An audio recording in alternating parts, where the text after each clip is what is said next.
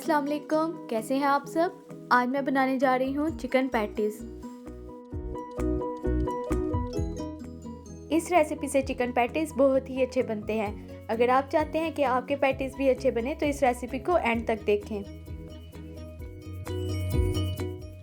सबसे पहले हम पैटीज़ की फिलिंग तैयार कर लेते हैं। उसके लिए एक पैन में 2 टेबलस्पून ऑयल लें। उसमें एक दरमियाने साइज़ का प्याज चॉप करके डालें और उसे ट्रांसपेरेंट होने तक फ्राई करें।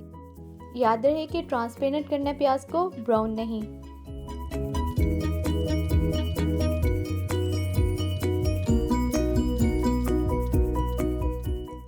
अब इसमें 1 cup boiled and shredded chicken add करें।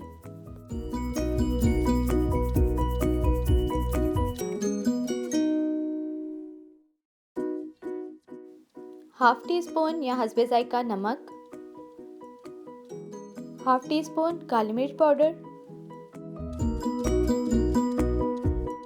1 से 2 चॉप्ड हरी मिर्च और हाफ टी स्पून सफ़ेद मिर्च का पाउडर डालकर अच्छे से मिक्स कर लें।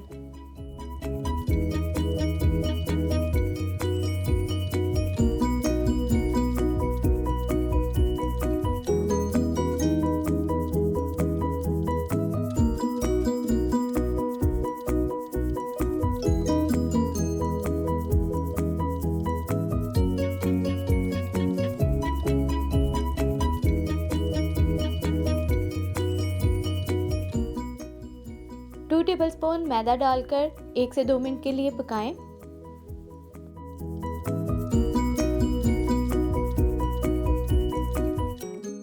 अब इसमें हाफ कप दूध शामिल करें। दूध डालने के बाद ये गाढ़ा होना शुरू हो जाएगा। इस कंडीशन में चूल्हा बंद कर दें। फिलिंग तैयार हो गई है। अब इसे रूम टेम्परेचर पर आने के लिए रेस्ट दे दें। तब तक के लिए पफ पेस्ट्री तैयार कर लेते हैं। पफ पेस्ट्री मैंने तैयार की है। अगर वो भी ऐड करती तो वीडियो काफ़ी लंबी हो जाती। पफ पेस्ट्री की वीडियो देखने के लिए मैंने डिस्क्रिप्शन में लिंक दे दिया, आप वहाँ से देख सकते हैं। जितने पैटीज़ बनाने थे मैंने उस हिसाब से पफ पेस्ट्री को काट लिया है। अब इसे बेल लेंगे। थिकनेस मैं आपको दिखा रही हूँ।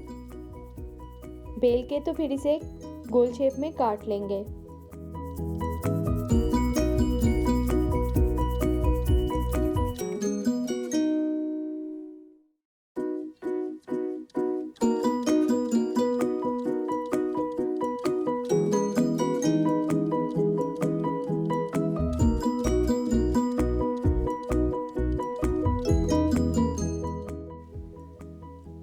पफ पेस्ट्री का कटर इस वक्त मुझे नहीं मिल रहा तो मैं ये ढक्कन यूज़ कर रही हूँ।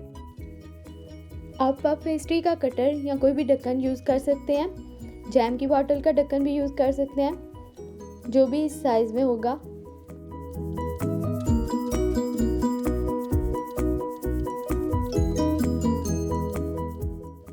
अब इन तमाम पीसेस को अलग करके रख लें और बाकी जो पफ पेस्ट्री बचेगी उसे दोबारा रोल करके दोबारा से हम इस तरह पैटीज़ निकाल सकते हैं अंदर से। पफ पेस्ट्री अगर आपने पहले से बना के फ्रीज़ कर ली है तो उसे रूम टेम्परेचर पर आने के लिए रेस्ट देंगे। फ़ौरन ही फ्रीज़र से निकाल के हम पफ पेस्ट्री को यूज़ नहीं कर सकते। अब जिस ट्रे में पैटीज़ बनाने हैं उसे ऑयल से ग्रीस कर लें। सबसे पहले पफ पेस्ट्री की लेयर लगाएं, फिर उसके ऊपर फेंटा हुआ अंडा अच्छे से ब्रश कर लें।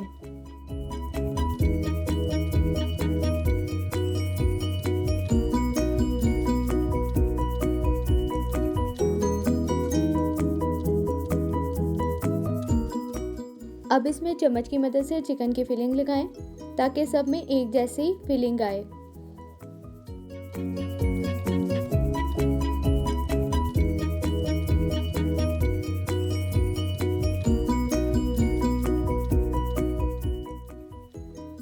अब इस पे पफ पेस्ट्री की दूसरी लेयर रखकर अच्छे से प्रेस कर लें।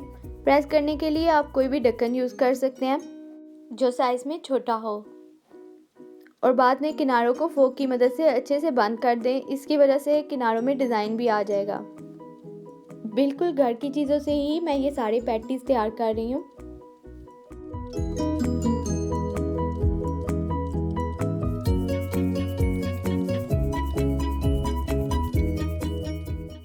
अब ऊपर भी अंडा लगा दें।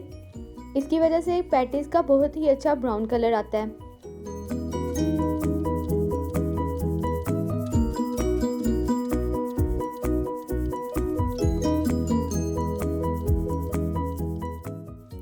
ब्रशिंग करने के बाद इसे बेक कर लें।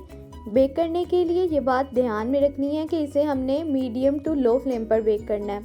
पहले नीचे से तकरीबन 20 से 30 मिनट तक के लिए बेक करें और फिर ऊपर वाली ग्रिल ऑन करके कलर आने तक बेक कर लें। अगर आंच तेज़ हुई तो ये बाहर से बिल्कुल पक जाएंगे और अंदर से कच्चे रह जाएंगे।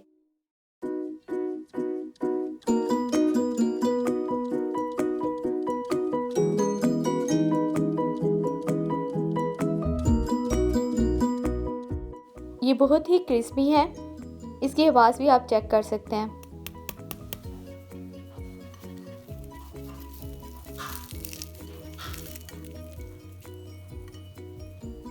जी, तो आपका अंदाज़ा हो गया कि ये कितने क्रिस्पी हैं।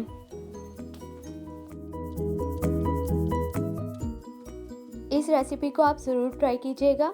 ये खाने के बाद आप बाहर के पैटीज़ भूल जाएंगे। अगर आपको मेरी ये रेसिपी पसंद आई है तो मेरे चैनल को सब्सक्राइब करें, वीडियोस को लाइक और शेयर करें। Thanks for watching. अल्लाह हाफिज़।